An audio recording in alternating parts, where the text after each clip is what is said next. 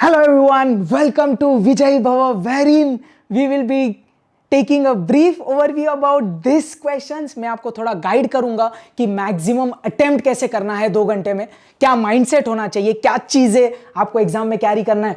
बहुत जोरों शोरों से पढ़ाई चल रही है, लेकिन ये कुछ इंपॉर्टेंट डाउट्स जो आपके मन में है, लेट्स क्लियर देम आउट। चलिए भाई, आज इसके बारे में बात नहीं करते, but I hope you get an idea about, you have an idea about this. तो अगर आपके फ्रेंड्स के साथ आप शेयर करेंगे तो बहुत अच्छा लगेगा। चलिए भाई, स्टार्ट करते हैं। What should be the strategy to attempt maximum questions in 2 hours? तो यार देखो, 120 क्वेश्चंस, सॉरी 120 मिनट है आपके पास, 2 hours 120 minutes, but 100 questions to attempt. तो 100 क्वेश्चंस 120 मिनट में मैक्सिमाइज अपना अटेम्प्ट कैसे करें। तो पहला पॉइंट मैंने क्या लिखा है, questions appear in random order. तो आपका जो क्वेश्चन पेपर आएगा फाउंडेशन का, मैथ स्टैट्स एलआर का, क्वेश्चंस रैंडम ऑर्डर में आएंगे, मतलब चैप्टर वाइज सेग्रीगेटेड नहीं होंगे। ऐसा अपने एमटीपी जो इंस्टीट्यूट निकालती है वैसा नहीं होता, पहले पूरा मैथ्स फिर एलआर फिर स्टैट्स, ऐसा नहीं होता। एकदम रैंडम ऑर्डर में। और ऐसा भी नहीं कि सिर्फ मैथ्स मिक्स्ड, पहला क्वेश्चन मैथ्स का हो सकता है, दूसरा स्टैट्स का लास्ट चैप्टर, फिर मैथ्स का second chapter. It's completely in random order. तो वो एक चीज बहुत दिमाग में रखना, नहीं तो एग्जाम में जाने के बाद अगर आपको नहीं पता है तो क्वेश्चन पेपर देखिए अपन पूरा ब्लैंक हो जाते हैं यार। So please be in that mindset. Okay, next, अब क्या करना चाहिए। जैसे आपको क्वेश्चन पेपर मिल रहा है, मैंने क्या लिखा भाई, skim through the paper quickly and crack the ones that are familiar. तो अभी देखो,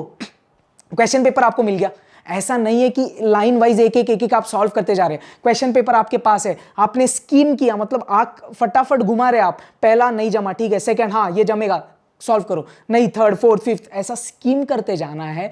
जो आपको लग रहा है इजी है, फटाक से हो जाएगा, वो क्रैक करना है। अगर आपको कहीं भी लगे अरे ये मेरे को आता है लेकिन लेंदी है, उसको बाद में के लिए छोड़ दो।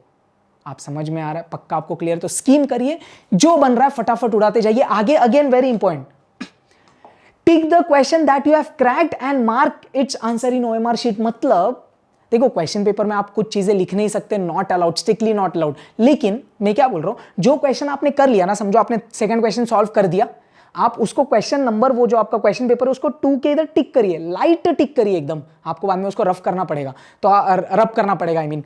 तो आपने उधर हल्के से टिक किया कि ये अटेम्प्ट कर लिया, और उसका ऑप्शन राइट अवे जाके ओएमआर शीट पे मार्क कर लो। ये देखो, mark it's answer in OMR sheet. उसको पेंडिंग नहीं रखना है, बात के लिए नहीं रखना है भाई, नहीं तो वो हमेशा के लिए पेंडिंग रह जाएगा, एंड में टाइम नहीं मिलेगा, बहुत कुछ सर्कल पूरा गड़बड़।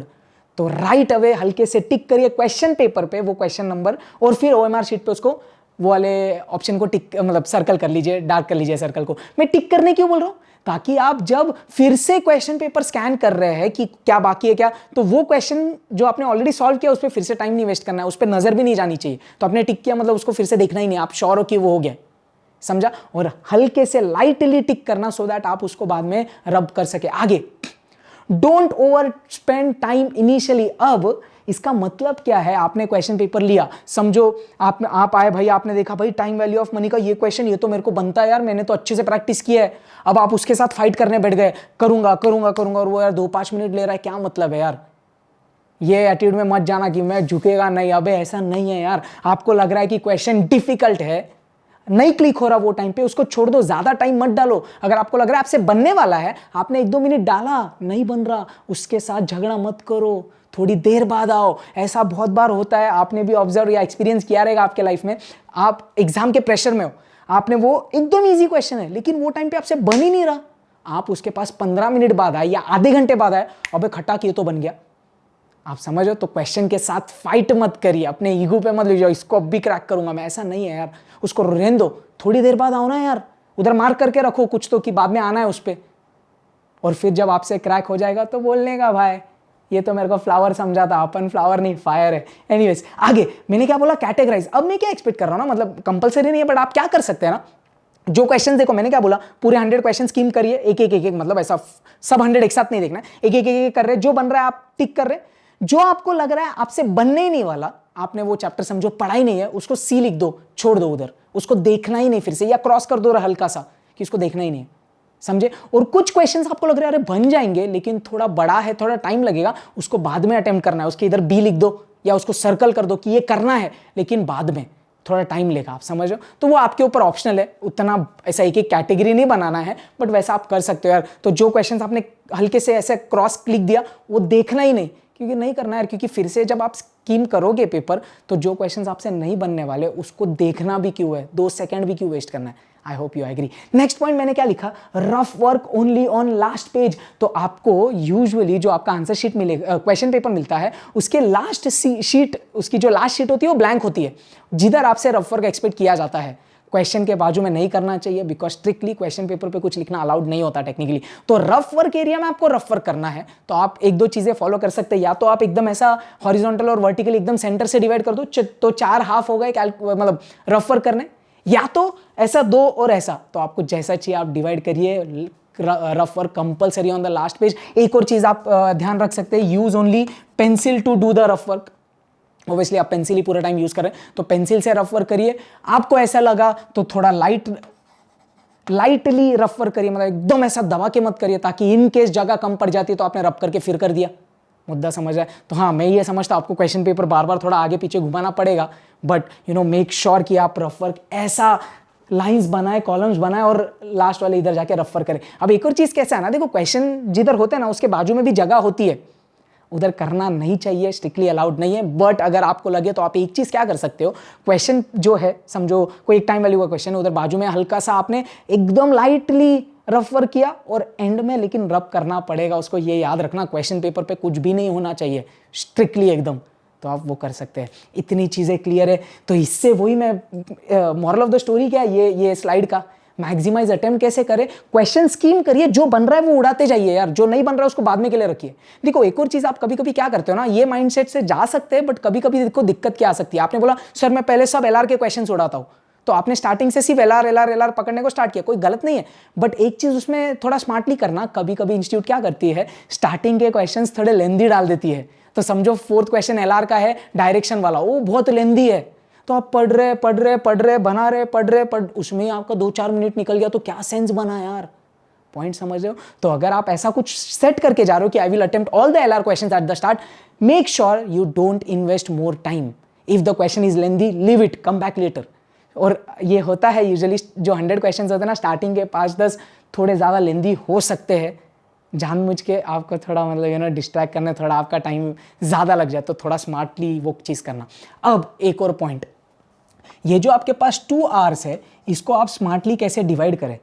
अगर आपने पूरा सिलेबस पढ़ा है, आप चाहते हो पूरा 100 मार्क्स का मैं अटेम्प्ट करूं, तो एक चीज ध्यान रखना, पहला जो देखो आप पूरा अटेम्प्ट करना चाहते हो या आप सिर्फ पास भी होना चाहते हो, पहला 1 घंटा बहुत ज्यादा मैटर करता है। First 60 minutes will play a very important role. ऐसा क्यों है, वो 1 घंटे में आपने क्या किया उसके ऊपर आपका माइंड वैसा सेट या फ्री हो गया अगले 1 घंटे पे और एक्शन करने के लिए। तो स्टार्टिंग का 1 घंटा आपको आपका लोड खत्म करना है। Now see 2 category I am talking about. अगर आप पूरा अटेम्प्ट करना चाहते हो तो मेक श्योर आप पहले 2 घंटे में 50 to 60 क्वेश्चंस अटेम्प्ट कर ले, और ये 50 to 60 एकदम गारंटी। ये कौन से होंगे जो आपने फटाफट कर लिए, कुछ स्टैट्स वाले गड़गड़, कुछ मैथ्स वाले जो एकदम ओरली फटाफट हो जाते हैं। तो हो सकते हैं पहले 1 घंटे में 50 to 60 most easiest questions of the complete question paper. अब जो लास्ट का 1 घंटा बचा, उसके लिए आपके पास कितने क्वेश्चंस बचे, रफली 40, जो थोड़े टाइम लेंगे। ये जरूरी नहीं है कि 1 मिनट में एक क्वेश्चन हो जाएगा। आप देखते हैं यार एमटीपी कोई भी पास्ट ईयर के, आई होप आपने पेपर सॉल्यूशंस देखे हैं मेरे, कुछ क्वेश्चंस लेंदी होते हैं, थोड़ा टाइम लगता है, तो टेंशन नहीं है। अगर आप 50-60 पहले उड़ा दे, रफली 60 आई वुड एक्सपेक्ट, तो लास्ट का 1 घंटा 40 क्वेश्चन करना है, तो 40 क्वेश्चन के लिए 60 minutes are very much enough. तो आप वो कर लेना, समझ में आ रहा है? Now if you just aim to pass, आपने पूरा सिलेबस नहीं पढ़ा, कोई दिक्कत नहीं है, पास होना बहुत इजी है। क्या करना, पहले घंटे में the first hour make sure you attempt 30 to 40 questions, 30 to 40 full proof questions जो आपको लगता है कि गारंटी राइट है। समझो आपने 30-35 कर लिए, गारंटी है। अब जो 1 घंटा बचा है उसमें टारगेट रखिए आप एटलीस्ट 20 क्वेश्चन तो करें यार। तो रफली आई वुड एक्सपेक्ट एटलीस्ट 20 से 30 क्वेश्चन आप कर ले।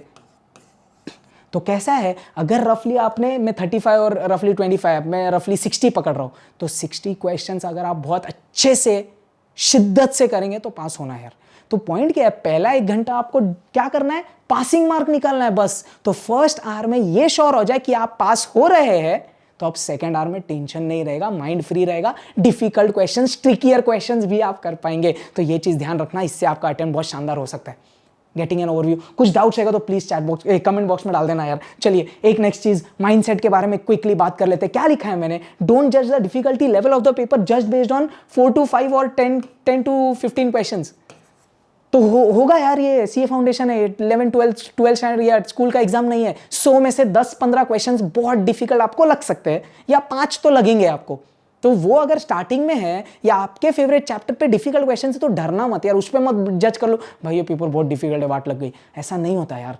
बचे हुए 80 क्वेश्चन देखना कितने प्यारे होंगे भाई, पास तो हो रहा है, अच्छा स्कोर तो आ रहा है, तो भाई वो माइंडसेट पहले से सेट करके जाओ। मैंने एक और चीज क्या लिखी, ऐसा जरूरी नहीं है कि भाई मेरे को पूरा 100 अटेम्प्ट करना है, लेकिन ऐसा स्टार्टिंग से वो माइंडसेट मत रखो, क्योंकि अगर स्टार्टिंग के कुछ क्वेश्चंस आपसे नहीं बने ना तो आप पूरा डिमोटिवेट हो जाओगे यार। तो एम क्या है भाई, मेरे को मैक्सिमम अटेम्प्ट करना है, समझ रहे हो। Next, it's very much okay to skip questions, जैसा मैंने पिछले स्लाइड पे भी बोला।